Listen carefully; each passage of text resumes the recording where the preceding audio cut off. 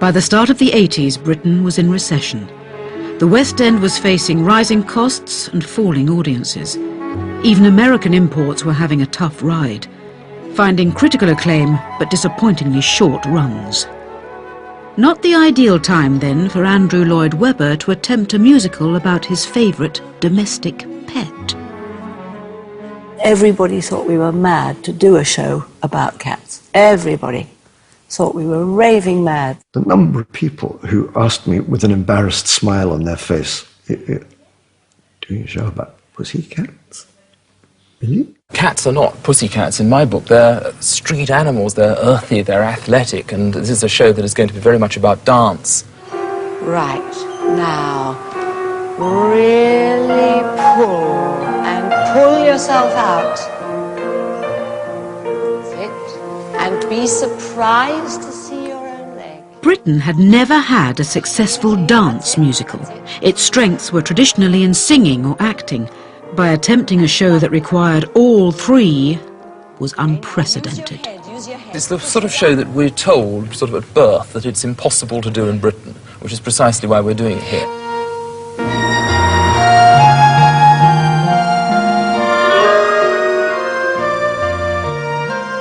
But Lloyd Webber had never had a successful musical without lyricist Tim Rice. And the lyrics for Cats would all come from a collection of poems by the dead poet T.S. Eliot.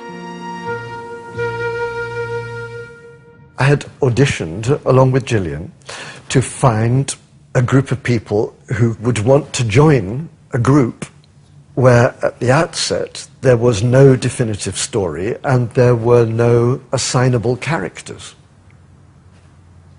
I mean, that's a tall order. It was a musical based on a poetry book that were poems and letters sent by T.S. Eliot to his nephews, nieces and godchildren as little newsletters as such. So how are they going to piece all this together?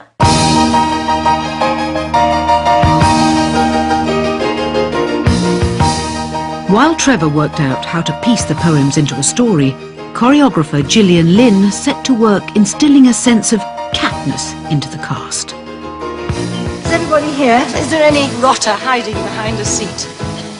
I had to teach them how to become a cat, and I had to find how to become a cat myself. Not easy. Not easy to get the muscles to work and to get your hands being paws and thinking different and thinking with your ears and all of that. It was a whole different realm of work. His brow is deep. Hold it there, woman, right? She really tried to create this unusual cross between ballet, jazz, and this sort of animalistic approach. It was hideously hard for all of us, and thrilling. Macavity, Macavity, there's no one like a stomachache. No one that a ba-ba-ba. Macavity, Macavity, there's no one like Macavity. He's a fiend in feel and shape, a monster of depravity. We really had to sort of build up our stamina, and generally something would happen.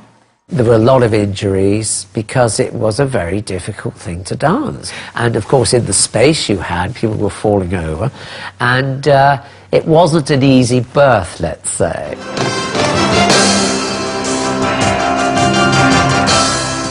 What made Cats all the more challenging was that many of the creative team were entirely unused to the demands of a commercial West End musical.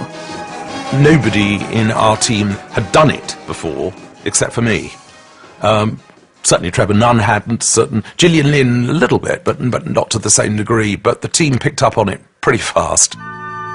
Listen, can you give a message to David, please, Linda?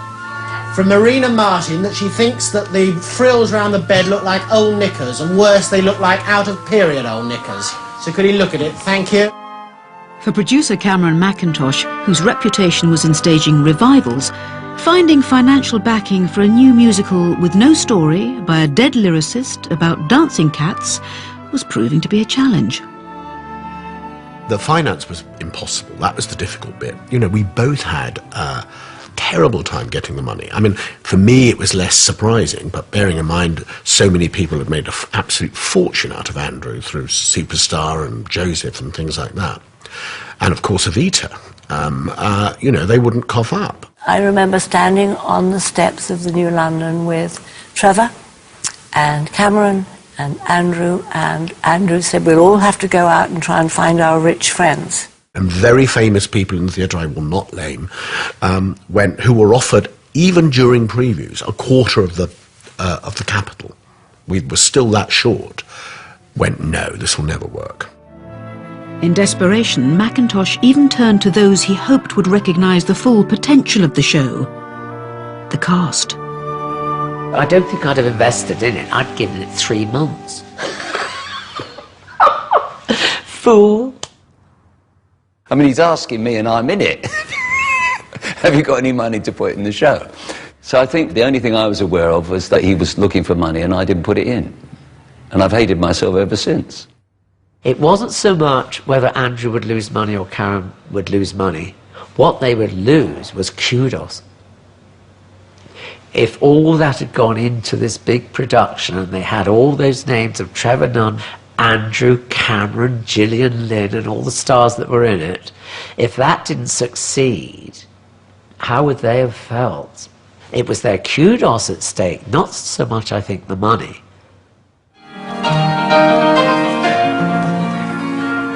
The combination of money worries, lack of story and exhausting dance rehearsals meant that tempers were often frayed.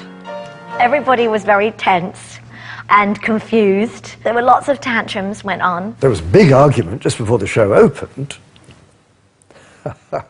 Andrew comes running through the auditorium with Cameron not that far behind, screaming, "This is the worst piece of music I've ever written. This show is not going ahead." It's always a good sign when Andrew withdraws the score. It's happened on every show I've ever done with him. I thought, well, if they're doubting what's happening and they're producing it, maybe we're in for a disaster here. It did cross my mind.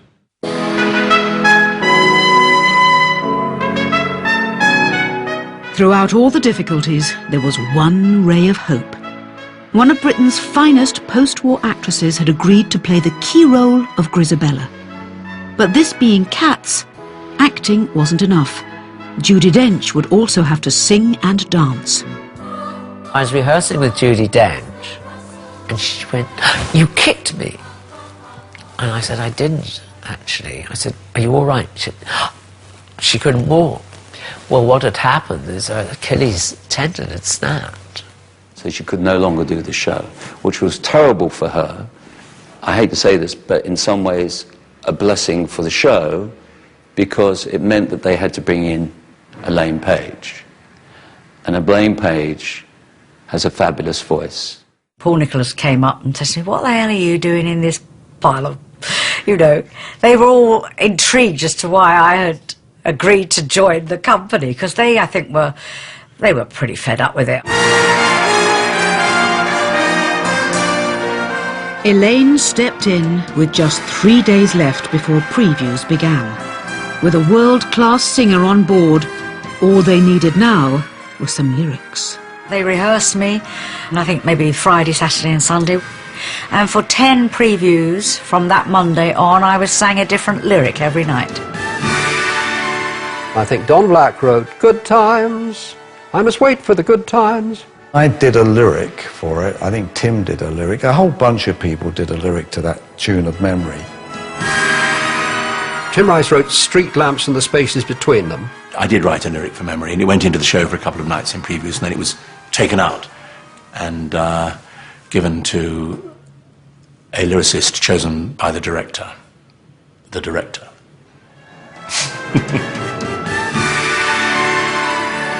Frustrated with the efforts of the professionals, director Trevor Nunn had written his own set of lyrics, cobbled together from lines of T.S. Eliot. I showed it to Andrew on the Monday morning, and he said, "That's it." And so it went into the show. Memory, turn your face to the moonlight. Let your memory lead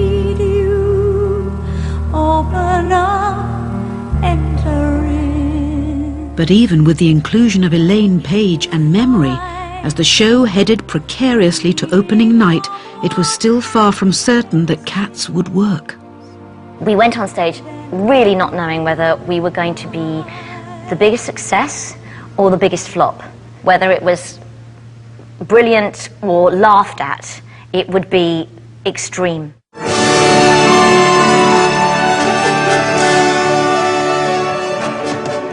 I was sitting in the stalls and I heard the whispering around the theatre as we heard the Cats whisper the first words. I had a chill throughout. I had a tingle because I hadn't experienced anything quite like it before. The audience were going crazy and it was elating, it was extraordinary. Well, I thought now dance has arrived in England. Hallelujah! I think for the British musical it was utterly pivotal. It absolutely raised the bar as to what the triple threat was, and that you could no longer have actors who sang, dancers who danced, and singers who couldn't do either. You know, everyone had to do everything. And from that point on, you saw the rise and rise of the British performers. Cats kick-started a major change in the fortunes of British musical theatre, with Mackintosh and Lloyd Webber taking central roles on an increasingly global stage. To our surprise, people didn't just want to rent the script, the music. They wanted us to actually put on our version of the show, which started sort of a global enterprise. And I remember Cameron saying to me, I don't want to get involved with all of this business about musicals and other things. I mean, we can get local producers to do it. And I said, Cameron, you've got to do it yourself. You're a producer. That's what you do. You've got to produce it yourself.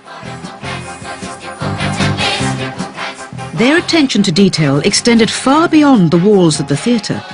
For the first time in a musical, the power of merchandising and advertising came to the fore. We always saw it more of the person buying the T-shirt. We wanted them to then be a walking advertisement for us. It started a whole new form of brand marketing that hadn't been around before.